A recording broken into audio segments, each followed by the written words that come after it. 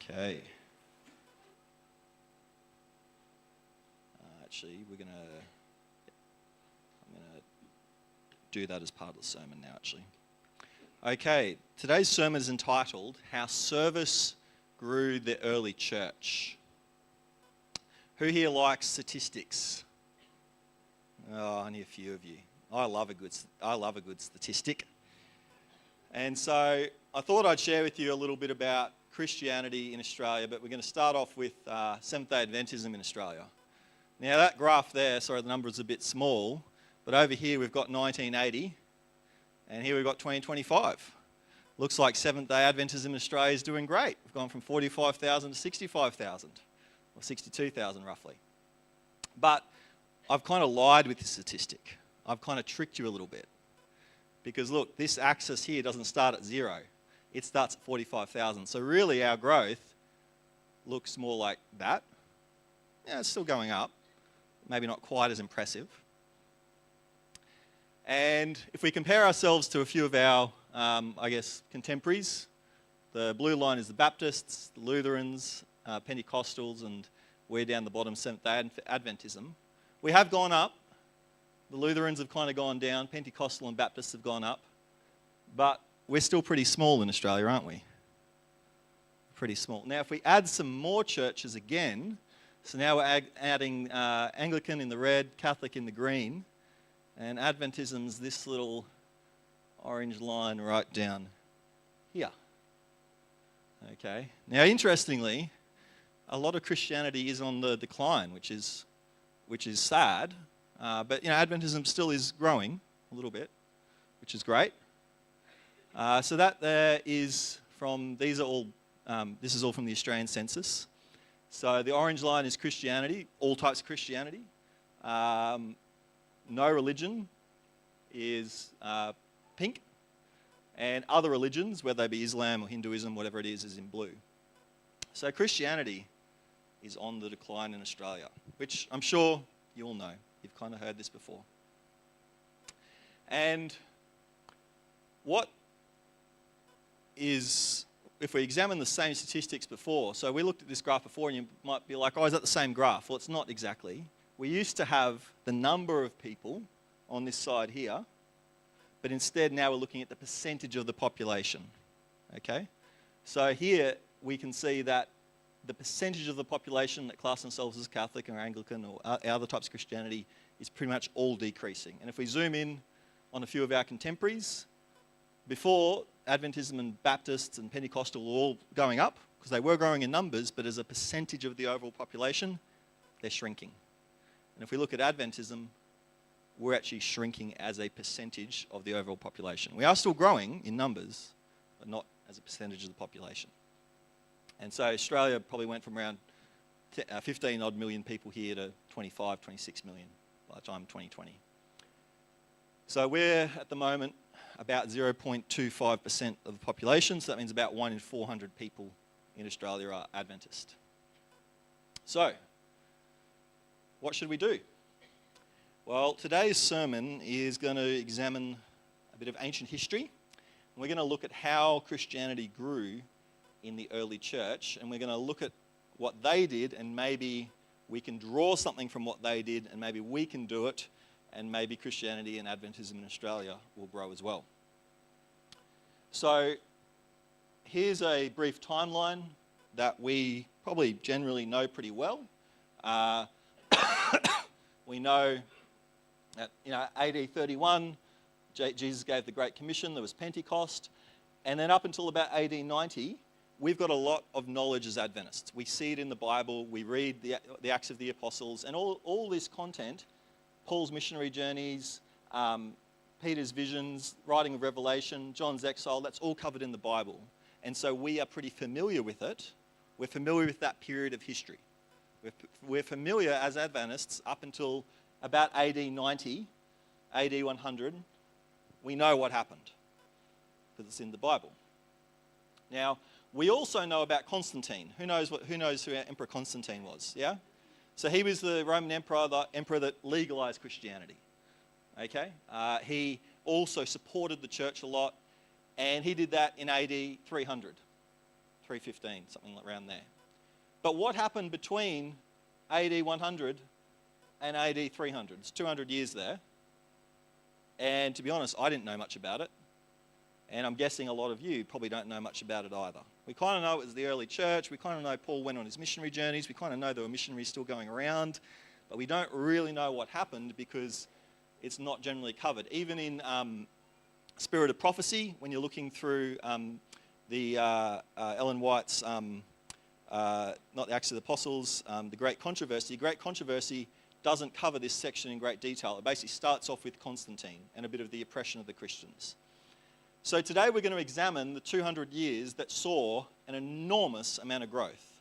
Because the problem is once we get to Constantine, he kind of corrupted the church. The early church up until then was, you know what, they were pretty close to Seventh-day Adventists. They didn't call themselves that, but they had very similar doctrines, very similar practices. And anyone that joined the church up until Constantine was joining for the right reasons. They were joining because they believed the content, they believed the doctrine. But once Constantine came in, everyone was like, oh, so the emperor's Christian. I kind of want a good job. I think I might just convert from pagan to Christianity. I already have like 50 pagan gods. One more god, that doesn't matter. I'll just jump on, I'll be a Christian. I'll succeed in society because if the emperor's a Christian, I better jump on that boat. I better get on that train. And so the Christian church from Constantine onwards turned into a bit of a mess. Okay, and that's where the Catholic Church really, took off, and paganism and all that kind of thing crept in. But those first few hundred years, up until Constantine, they were pure years. They were great years. I'm not saying there wasn't any pagan influence, but there wasn't a lot. Okay, so we know that. Now here's the growth of the early Christian church. Okay, so we start off with, we'll say 0, around the turn of the century, but there would have been a few hundred.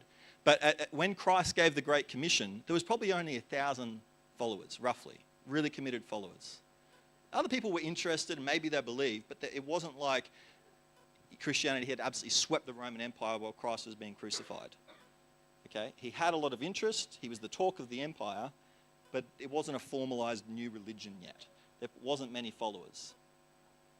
Now we see by AD 100 there was about 7,000. AD 150 there was about 40,000.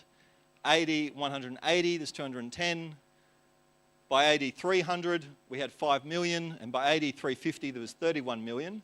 But note, at AD 312 that's when Constantine came in.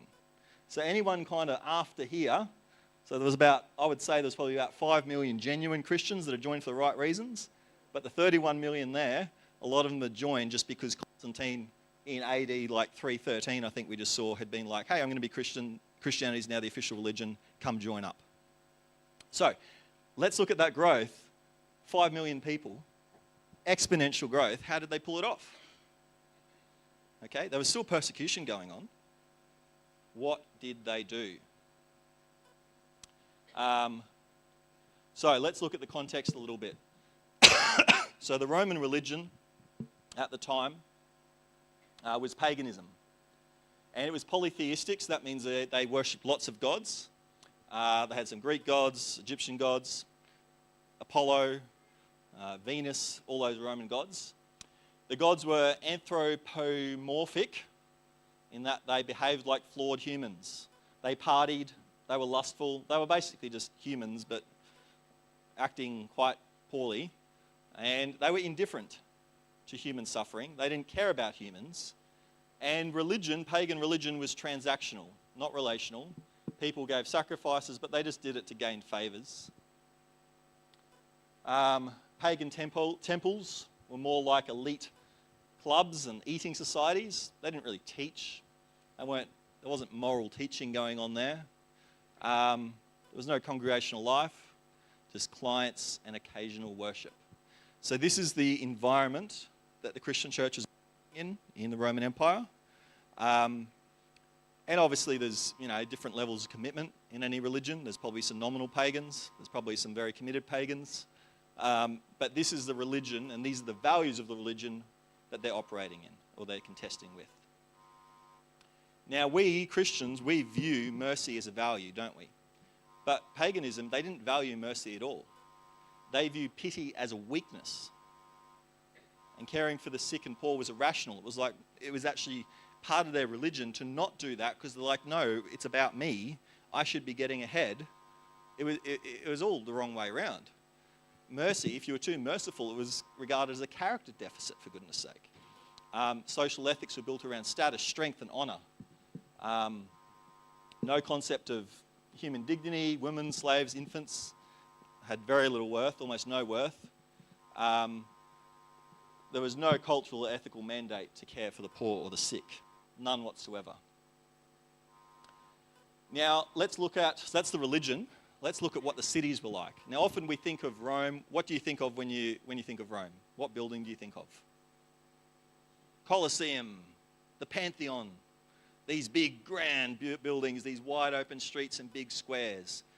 Well, in reality, the ancient world in the cities was pretty unhealthy. Not many, as a whole, only about 10% of the ancient world lived in cities. The other 90% were out in the countryside or thereabouts. They had poor sanitation. Cities were cramped.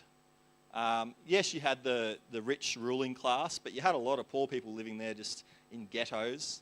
They didn't have proper sewage systems. There might have been some Roman cities that might have had some sewer stuff in some areas, but overall there wasn't anything decent there. And they were incredibly overpopulated.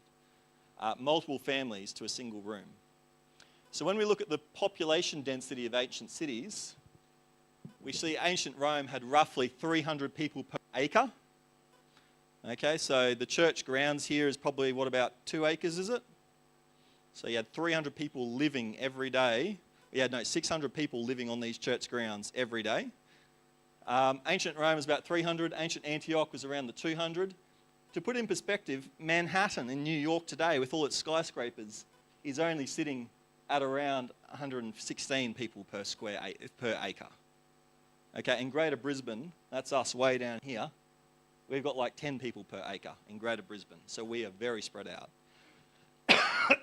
So these cities were crowded. Now, you think COVID hit us here in Brisbane, didn't it? And we're that spread out. Imagine what happens when a plague hits a city like ancient Rome or ancient Antioch. Do you think it spreads fast? So fast, crazy. Okay, people fled. No one had anywhere to hide or to go. People just had to leave the city if they could.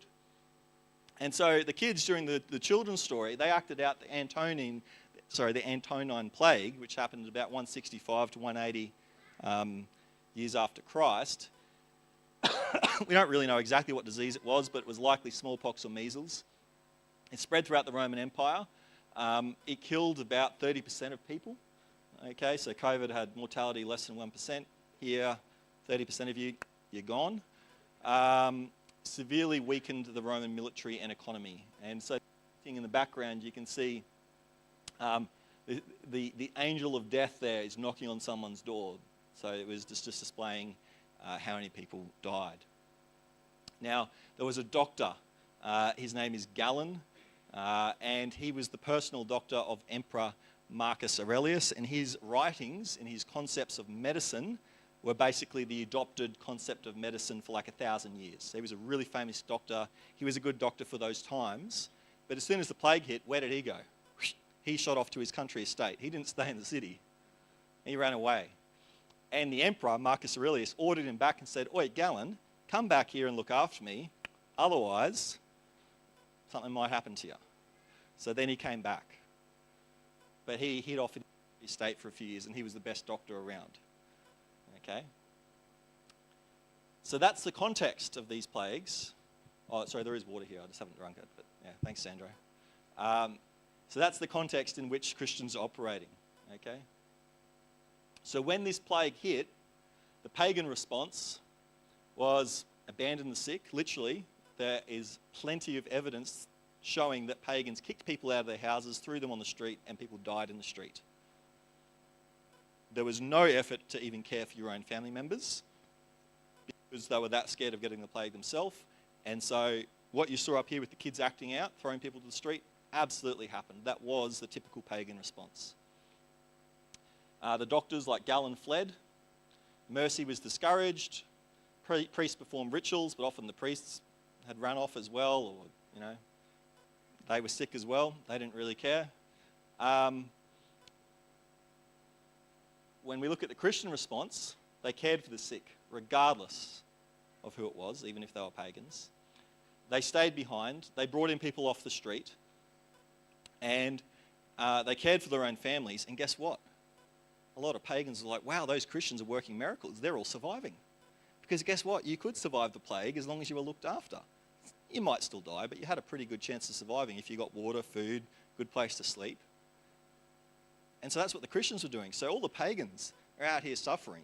There's no health system in the Roman Empire. There's no hospitals. Only the rich could afford doctors. The Christians, for the pagans, from their perspective, the Christians are performing miracles. They're like, all I know is that guy was out on the street dead. We threw him out last week. He went into the Christian house. Now he's good. Ugh, they must be doing miracles in there. I don't know what they're doing, but they're doing something. And so if you're a pagan and you've been thrown out to the street by your own family, and then the Christians take you in and look after you and get you through, what are you thinking? Are you thinking, Christianity, maybe I should think a bit more about this?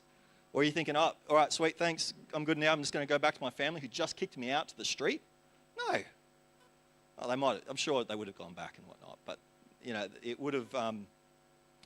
It was an amazing opportunity for Christianity. Now, a lot of Christians still died, but martyrdom during that time was seen as a real honour, and so we'll see in the writings shortly talking about that. Now, again, when we look at that growth, we've zoomed in a bit here. So from 0 up to about 150 years, that's all just the missionaries doing their work. The plague hit in 160? Look what happens after 160. Crazy high amounts of growth, through the roof. We're going through from roughly 40,000 people pre-plague up to 200,000 after the plague. Okay? So massive growth after the Antonine plague. All right, there was another plague, the plague of Cyprian. And this happened in 240, so about 80 years later. Again, smallpox, Ebola, not really sure exactly. And it's named after the Bishop Cyprian of Carthage. Now, yes, he's called the Bishop of Carthage or the Bishop Cyprian. In reality, he was just an early church leader. So you know how the Catholic Church says, oh, Peter was the first pope? Well, we just know Peter was a disciple, and yes, he was a church leader. So this Bishop Cyprian, he wasn't actually a bishop. He was Cyprian, he was a leader, but this is it's only 250 years post-Christ. This is pre-Constantine. So Cyprian was essentially a church leader, and he documented the plague of Cyprian. Again, we see the same thing. The pagan response was social panic and social collapse. Pagans fled the cities. There was no framework for compassion. Pagan religion offered no doctrine of mercy, and their gods were silent. Bodies were left unburied, and the sick were abandoned. When we see the Christian response, they treated the plague as a test of faith, not a cause for despair. They stayed behind to care for the sick. They organised food distribution, nursing and burial, not just for the Christians but for all. The Cyprian urged believers to see this as a time for sacrificial love and witness. Nothing enhanced the credibility of the Christian message more than their response to the plague. So again, when we look at the stats here, so before we saw 50, we saw there was this really big jump from 150 to 200. I've just changed the axis. So see how the axis now has got millions on it? So before we just zoomed in only up to 200 AD. When we zoomed up to 200 AD, we saw that. So that looked like a really steep growth rate, didn't it? Yeah, that was really impressive. Well, that number there, that shape, is that data just there up to 200, which looks like nothing. And then the plague of Antonine hits around 250, and look what happens again. Crazy growth. We're going from like 1 million Christians up to 6 million. And this, again, is before Constantine. All these people are converting for the right reasons. They're not converting because they want a job. They're not converting because the emperor said them to. They're not a soldier being marched to the river and saying, you're baptized now, you're a Christian. No, these are all genuine converts. you'd hope, or for the most part. And so the impact of the Christian response to the plague is that the Christian survival rates were far higher. Again, we're seeing miracles. Well, the miracles were probably, yes, there were probably miracles, but a lot of it was just we're looking after people properly, feeding them, making sure they got somewhere to sleep, giving them water, looking after them. That's miracle working if you're a pagan. Many pagans converted, impressed by the Christian bravery and mercy, and the plague accelerated Christian growth, turning tragedy into testimony.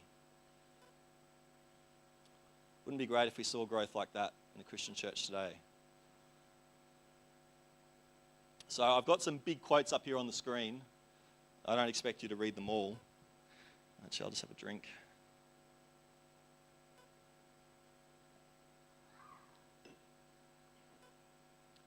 So the person on the right there, that's Cyprian.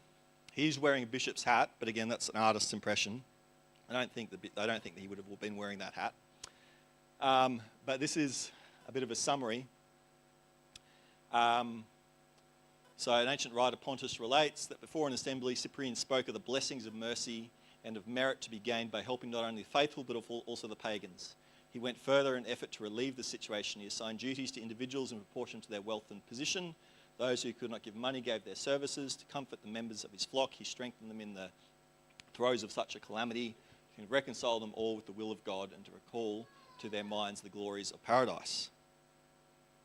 Now this book here, Cyprian on Morality, this is his actual account. So these are his words, and this is how he was describing the plague.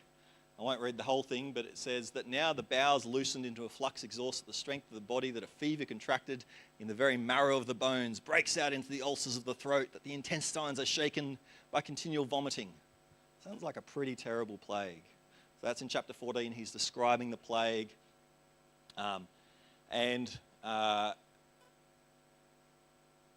Then it goes on to say, what greatness of soul it is to fight with the powers of the mind, unshaken against so many attacks of devastation and death. What sublimity to stand erect amidst the ruins of the human race, and not to lie prostrate with those who have no hope in God, and to rejoice rather and embrace the gift of the occasion, which while we are firmly expressing our faith and having endured sufferings, are advancing Christ but by the narrow way of Christ, we should receive as the reward of the way in faith, he himself being our judge. And in chapter 16, although the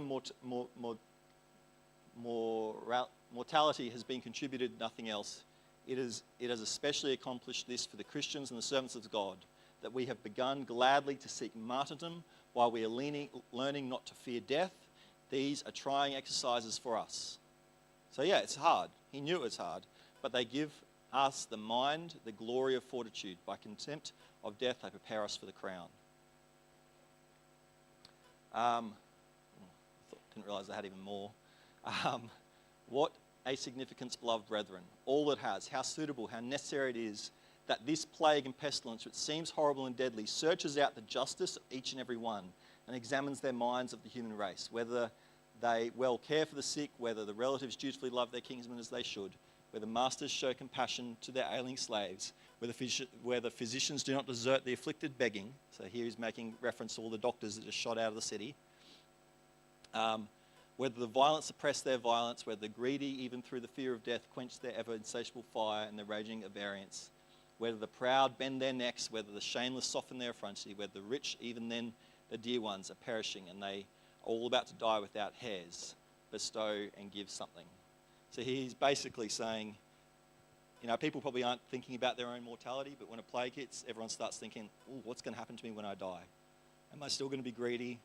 Should I still be greedy? Should I start doing something else? And it's really making people question what they believe. So even though this is a terrible thing, he's saying it's actually making a lot of pagans question what do they believe. And the result is that the church grew and grew a lot. So let's come forward to today. What does service in the Adventist church in Australia look like today?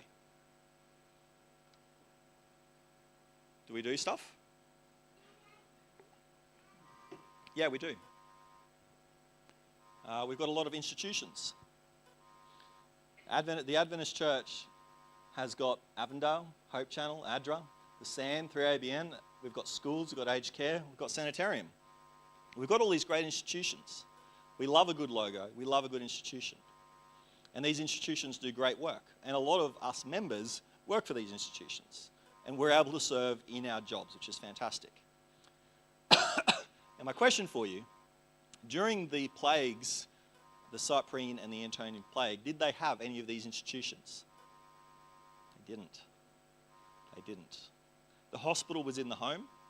There wasn't even a public health system back then, nothing. And yet the church grew, and they grew without all these formalised institutions. Now, I'm not saying we should get rid of these institutions at all, so don't take that. These are all fantastic. And these institutions allow us to reach people who might not otherwise be reached. There's a lot of non-Adventists, non-Christians going to our schools and in our aged care and eating Weet-Bix. Okay? We've got ADRA Australia, we've got ADRA International, we've got universities around the globe. We've got all these things that people interact with, and it's all great. But the key thing that differs between the response in the early Christians and here is that they were personally building relationships with people, they were personally putting their lives on the line, they were personally serving people. Now, sometimes that happens in these institutions, but a lot of us who aren't involved, well, what are we doing? Okay, so start thinking about that a little bit.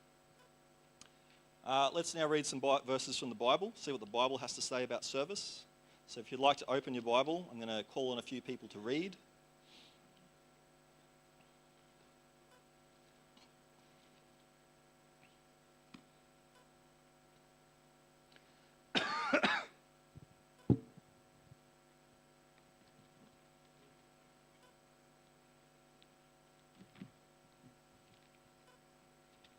Okay, someone got James 1:27.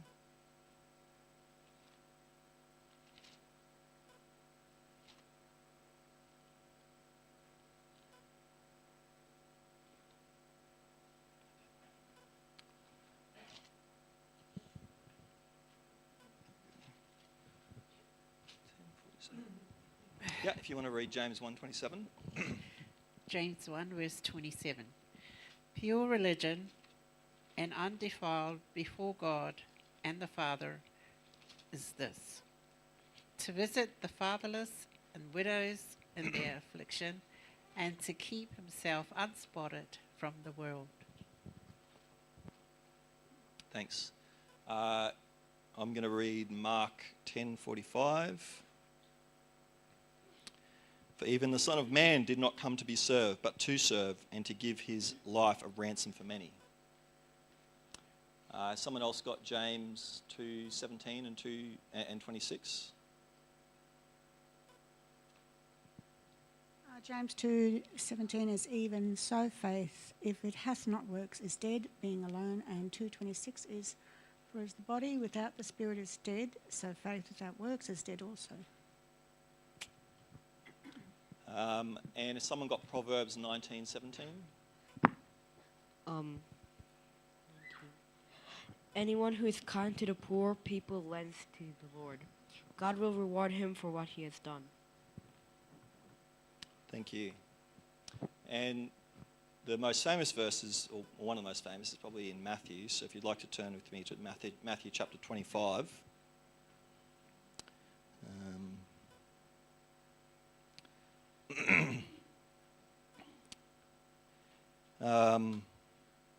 And this passage starts off talking about the sheep and the goats. And I might just read from verse 31. So when the Son of Man comes in his glory and the holy angels come with him, then he will sit on the throne of his glory, and the nations will gather before him, and he will separate one from another as a shepherd divides his sheep and the goats. And he will set the sheep on his right and the goats on his left, and the king will say to those on his right hand, Come, you blessed of my Father, inherit the kingdom, prepared for you from the foundation of the world. For I was hungry and you gave me food, I was thirsty and you gave me drink, and I was a stranger and you took me in, and I was naked and you clothed me, and I was sick and you visited me, and I was in prison and you came to me. And the righteous will answer him, saying, Lord, when did we see hunger and feed you, or thirsty and give you drink? When did we see you a stranger and take you in, or naked and clothe you? Or when did we see you sick or in prison or come to you?' And the king will answer and say to them, 'Assuredly I say to you, inasmuch as you did it for one of the least of these, my brethren, you did it for me.' Then he will also say," and he goes on and talks to those on the left. So I would say the Bible is pretty clear with what God expects of us. And I guess what I want to reiterate is that, yes, some people will come and join the Adventist church because of the doctrine, purely based on doctrine. They might go read our website, go, "You know what, I agree with those fundamentals.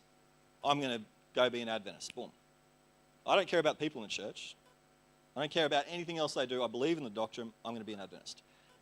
But in reality, the vast majority of people are going to become Adventist because they know an Adventist.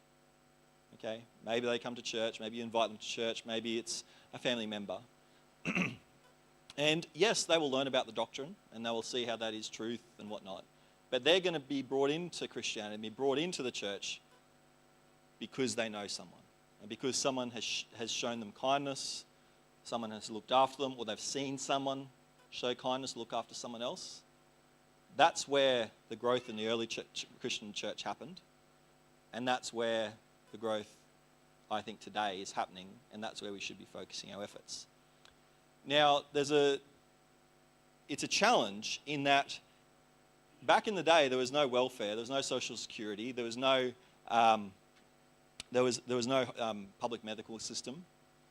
And so there's actually, I didn't show it up there, but there's actually cases by about AD 400, AD 350, just after the Second Plague, where the Christians are basically operating a massive social security system, looking after widows, looking after all these things, and the pagans are going to their priests, and the pagan leaders are saying, "Oi, the Christians are growing like crazy. They've got this great charity system.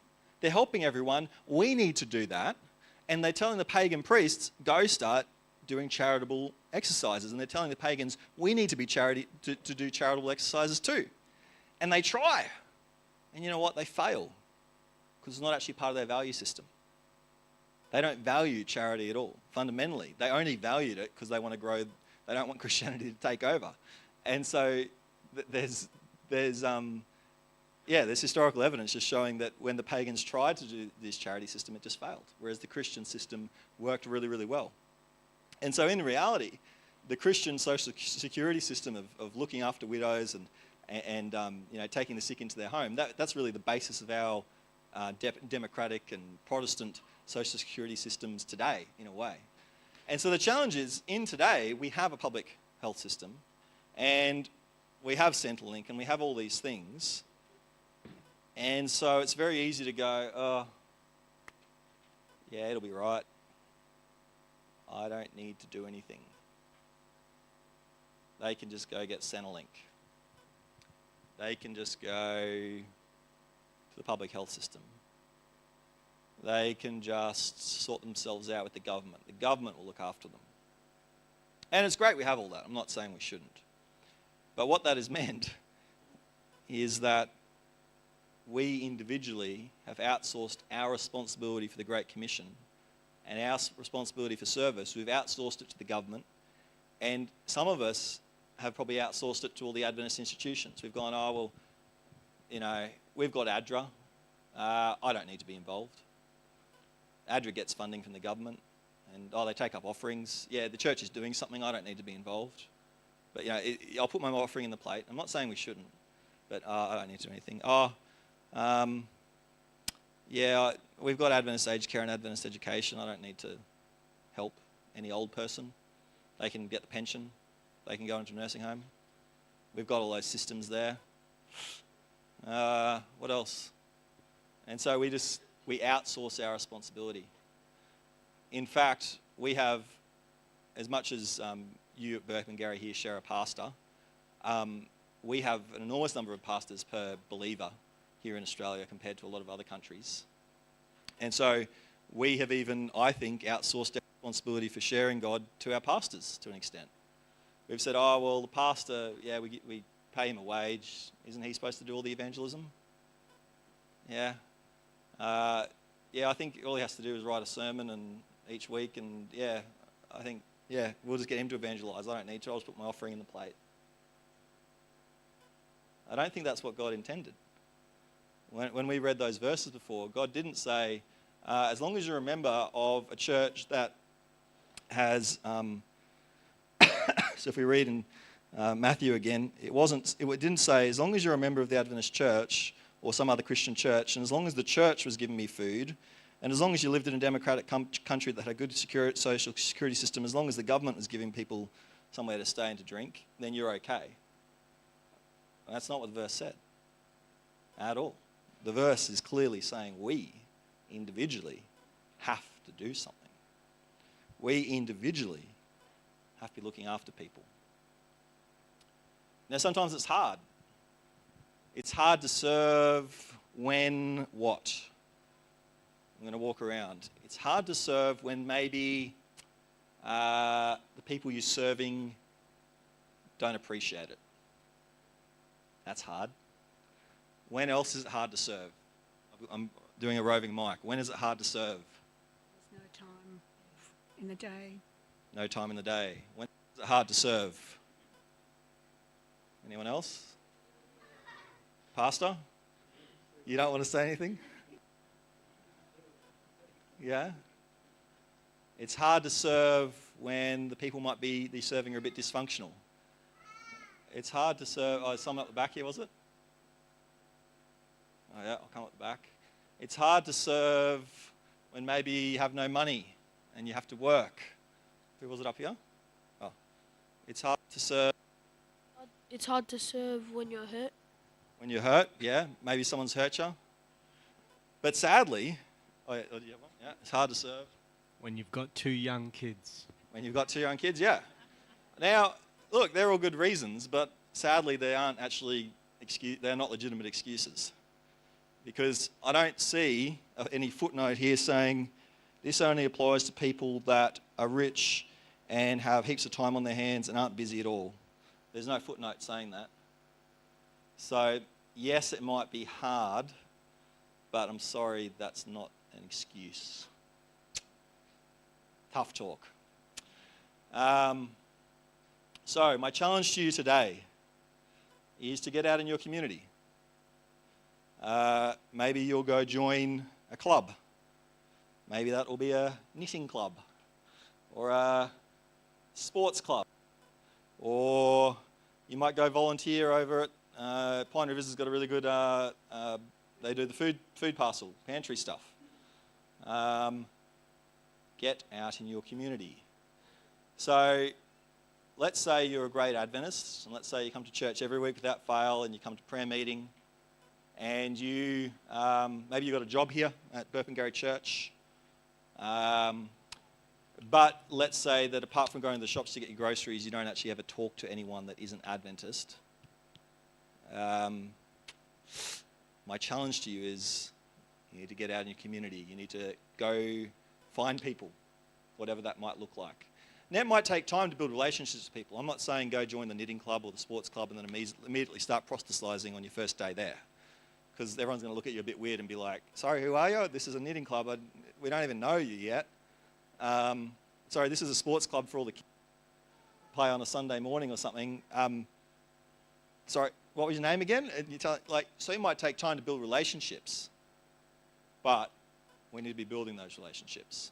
Because, for want of a better term, we don't currently have a plague, and we currently have we live in a pretty good country, and so a lot of people's needs are met in reality. So we have to work really hard to find those people whose needs aren't being met. So that's the end of today's sermon. Church, that's my challenge to you. My challenge is, I think, to see those kind of growth rates.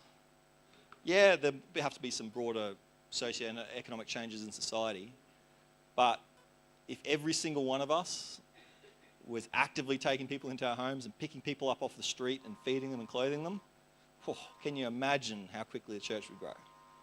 Can you imagine? Now, I know those opportunities aren't quite is easy. We don't just look out our door and go, oh, there's someone with the plague. Oh, yeah, bring them in. I get that. But we need to get into our communities and find those people. Amen.